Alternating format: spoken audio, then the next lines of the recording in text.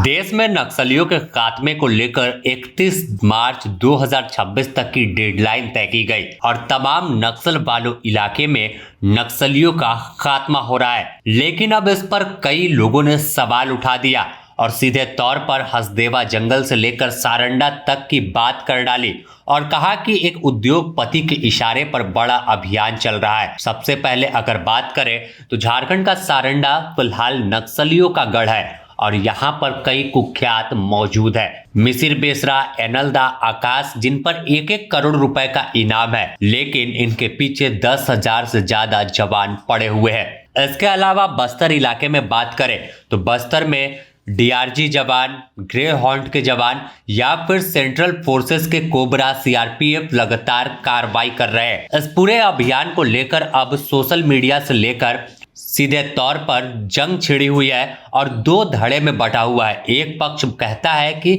नक्सलियों को खत्म करने के पीछे की साजिश एक है और उद्योगपति के इशारे पर यह अभियान चल रहा है, तो दूसरा धड़ा मानता है कि जब तक नक्सली रहेंगे गांव की तस्वीर नहीं बदलेगी।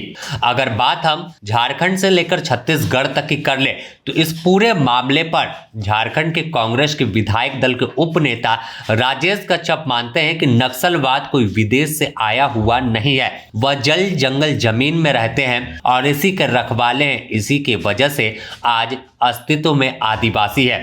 सीधे तौर पर कहा कि हसदेवा जंगल को काटने के लिए एक बड़ी साजिश रची गई और कैसे पूरे जंगल को अब खत्म किया जा रहा है। सुनिए क्या कुछ कह रहे हैं वो। ये लोग मुख्य धारा में जोड़ने के नाम से पूरा हसदेवा जंगल छत्तीसगढ़ में अडानी और अंबानी को दे दिया। आदिवासी कहाँ जाएंगे जी? जो जंगलों में रहना पसंद करते हैं, नदियों का पानी पीना पसंद करते हैं, वो कहाँ जाएंगे? आप अपने आधार से उनको बोलिएगा कि आप मिनरल वाटर पीजिए, केमिकल युक्त मिनरल वाटर पीजिए बोलिएगा। अरे जो जैसा चाहता है, जंगल का शेर को आप बोलिएगा कि आप शहर में आओ भाई हम रखेंगे, वो रहेगा? नहीं रहेगा। तो हर इंसान का, हर जंतु का, हर मानव का अपना अपना सोच होता है, हर का अपना अपना सामाजिक व्यवस्था होती है, तो उस व्यवस्था में ही आपको कानून बनाना पड़ेगा। आदिवासी को अगर दिख करिएगा उनके भाषा, संस्कृति, रहन सहन, खान पान पे,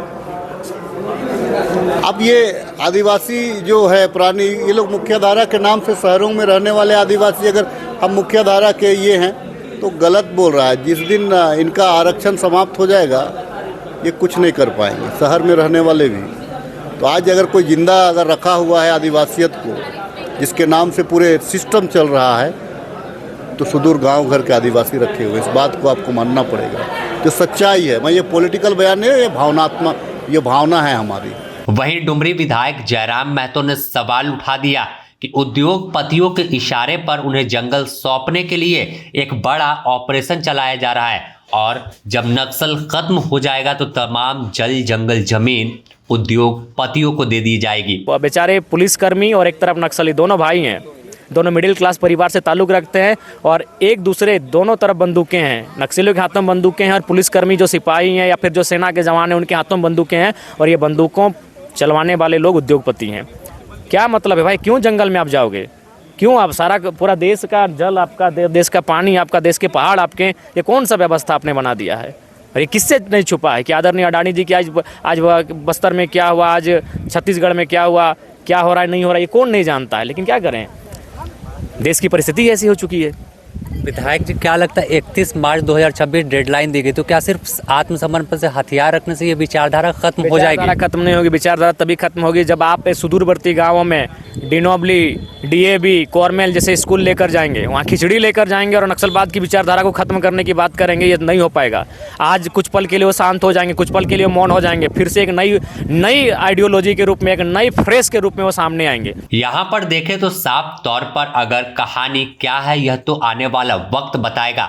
नक्सलवाद का दंश झेल रहे गांव आज भी बदहाल हैं। सरकार की पहुंच वहां तक नहीं हो पाई है, लेकिन अब दिन बदल रहे हैं। जैसे जैसे कार्रवाई हो रही है उस पर अब कई राजनीतिक दल के लोग सवाल उठा रहे हैं कि नक्सलियों को खत्म करने की एक बड़ी साजिश है।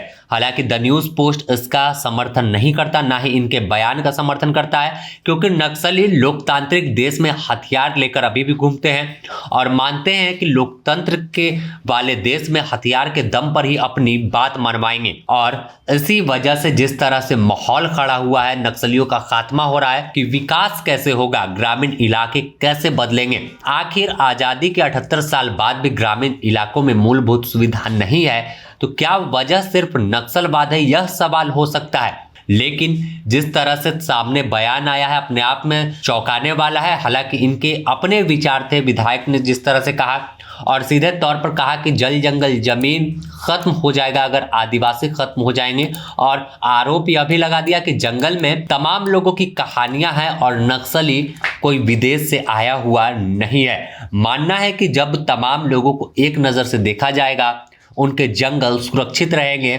जमीन सुरक्षित रहेगी, तो नक्सलवाद खुद ब खुद खत्म हो जाएगा। यह लड़ाई जल जंगल जमीन से शुरू हुई थी और यहाँ तक पहुंची है। कभी भी लड़ाई किसी आपसी वर्चस्व को लेकर नहीं अंजाम दी गई है। बने रहे द न्यूज़ पोस्ट के साथ, इससे जुड़ी और भी अपडेट आपको हम देंगे।